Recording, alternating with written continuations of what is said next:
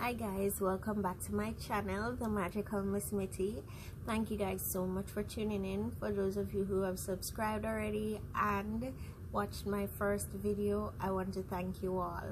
So I'm Mitty and I'm a Jamaican YouTuber. I'm new to all of this. It has been an experience and I've been enjoying it so far, and thank you for joining me on this journey. Now I'm at work and I have some downtime, and I said, you know what, channel, you could let people in, let them know a little bit more about you if we go on a journey through story time. So I'm going to be telling you guys a story of my one and only time smoking weed, aka purple haze, aka skunk, aka vegetable matter, according to the Jamaica Police Service. So here goes. So anybody who knows me knows that I grew up in a very rural community in St. Anne in Jamaica. So I grew up with my granny.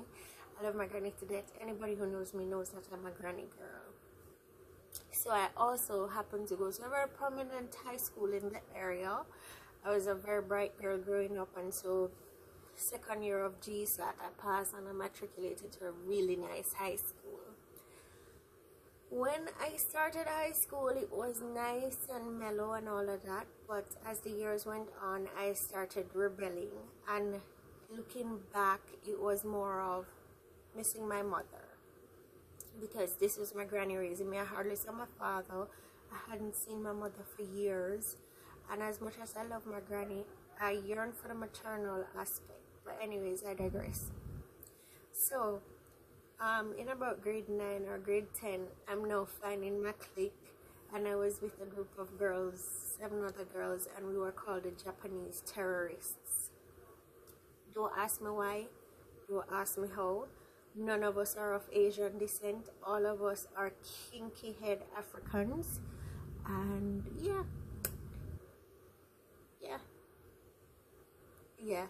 we were the Japanese terrorists. So anyhow, at intervals we'd all come together and have fun with each other, or we might just link up on a weekend for something. Now this one weekend, it was a Saturday, I told my grandmother that I was going to the library, and anybody in my age group knows that the library was the ultimate excuse, because number one, your granny not going to say, oh, it's like tell, because of course you're leaving with the books and you're leaving with your backpack just the same way. So I told her I was going to the library, and I made sure to dress decent, but I had my clothes in my bag in between the books, acting like I was going to the library. So I left out now about probably in the late morning, probably 11 o'clock, because you don't want to look too suspicious. Library don't open till 9 o'clock, so where you going at 8 o'clock, you know, you have to make it look real.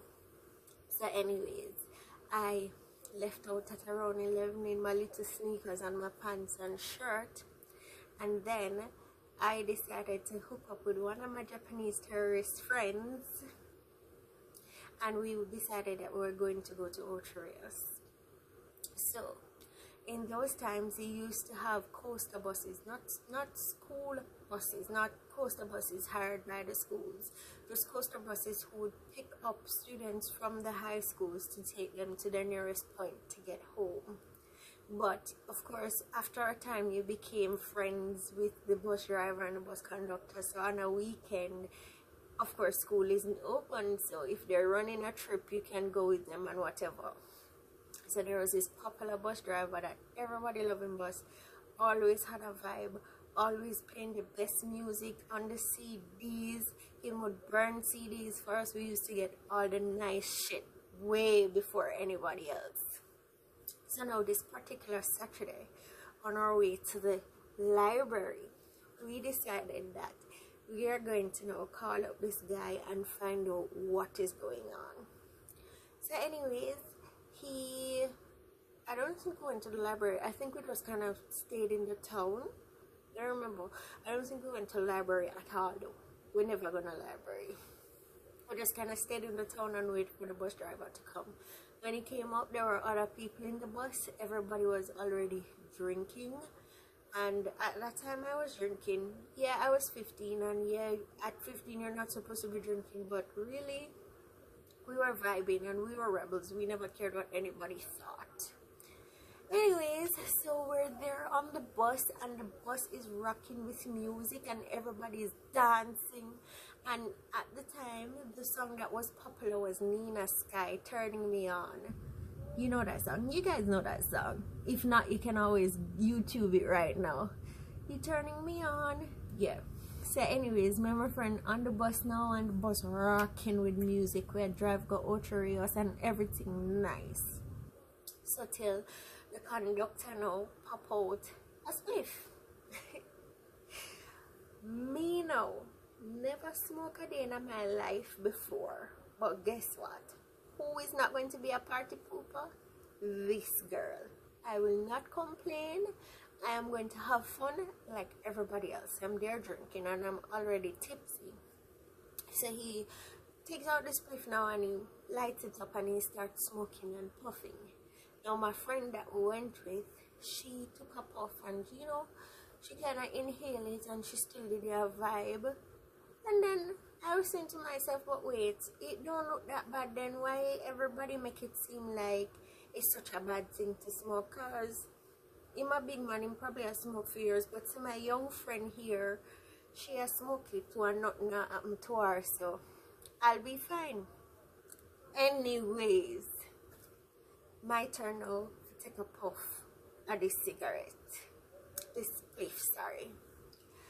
I know.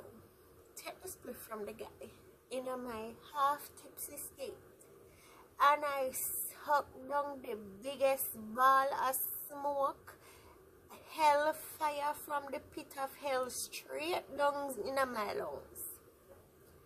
Guys, I kid you not. I coughed until I nearly vomited. I coughed. I couldn't even get a breath in. I thought I was going to die. I was just like, Jesus Christ, is this my granny send me go out for? I should think me the library, me on the road, I'm like a dead on the road, you know? But I am telling you, it was such a horrible experience. I mean, like, me literally like suck it in, like me take a whole inch off of the spliff before me give back the man. And I literally feel like in here was ripping apart. I mean, I swear I was in hell. Because it couldn't get no worse than that. Anyways, so I'm there coughing and sputtering and they're giving me water to drink and they stop the bus to let me get out to get some fresh air. Everybody's like, Jesus Christ, no, she dead. And my friend is like, Lord of mercy, I'm going to tell our people them say, come me there and I'm alone, she know, and whatever not. Anyways, I was there for like a good 10-15 minutes until I kind of caught my breath and drank some water and the heat in my chest dissipated, and I was like, this is definitely a lesson. It is definitely a lesson, and I haven't even tried smoking a spliff ever again. And now in the age where people are seasoning spliffs, you can imagine if there was a lizard tail in that spliff on top of all of the smoke when we just inhale. So you mean say my lungs would have mash up and would have mad too? How fair is that? Anyways, I decided that from that day on, I was never going to smoke a cigarette. I was never going to smoke a spliff. I don't know why people do it. I don't know people's first experiences. I don't know if them just enjoy the warmth, because it's not at all pleasant, and that bitter tarry taste, I don't understand it at all. Anyways, I also would like to add that on that day, of course, them did have them little baggies of weed, and before I even smoked, I'd taken a bag and put in my knapsack in the little part. You know, everybody had transport, you know, that little outer pocket. So I put like a small little baggie in that little part of my transport pocket, back pocket. So, of course, me knowing all of that fuss and temper, I totally forget that it is in the back of my bag. So anyways, we reached back into the town at about, call it maybe 6-7 o'clock. Hung out for another hour. Because my curfew was like 8 o'clock. My granny never really made a big deal of me going out because I grew up as an only child, so she knew I didn't have a lot of friends. So anyways, going into the house now, chest still slightly a burn. Now I try and make a fuss because I know my granny knows I could have potentially just killed myself a while ago. Everything is cool, so that was a Saturday. Now the Sunday evening came, my granny helping me to pack my bag because she was very hands-on. I love my granny, by the way. And she found a little baggie with the weed in the little part of my bag. Jesus. So I know I'm trying to come up with the best way to find an excuse to tell her, like, what may I do with this weed? So the first thing flew out of my mouth was, Auntie, that is a class thing. It's a project we're doing, and them say we're supposed to get samples of what we're going to be putting in the project. If you don't believe me, we can call X, we can call Y, we can call Z, and make you talk to them. I know it's not a lie, me telling I would never smoke. But she don't know in her head say that was actually the truth. Shanna had learned her lesson. And of course, all of the names them want me a reel of who me can call is no just my Japanese terrorist crew coming out, so they're not gonna defend me to the death. Anyways, me get away with that. So on a Monday now, me never bother even carry it go school. When we reach out on the road, me drop it in the nearest rubbish bin. And I went off to school like nothing had just happened the weekend before. Did I try act all normal or whatever? As I bust through the door, my friend that was there with me on the Saturday was like, "Oh, you're alright?" So of course now this raised everybody's suspicion as to why would she not be okay. Me say she take a big whiff out her spliff on the weekend and nearly kill herself. We swear we did have to go carry her to the hospital. And I'm just there like, really? Really, my good friend? And this you got it to me right now? Of course a few people laugh. Majority of them didn't care. Anyways. Lessons learned? I would never smoke it. I don't judge people who do. They know what they get from it. I know I did not get anything from it. And on the back of that, I just didn't ever venture out into smoking either. I drink a little socially, not too much to make me inebriated, never to the point where I'm not in control of myself. And I am a glutton. Those are the things I love. Smoking, no. So I don't judge people, because they have different likes from what I have, and that's how it is. We have to accept people for who they are. And on the back of that, as a nurse, I'm supposed to also tell you that smoking is bad for your health.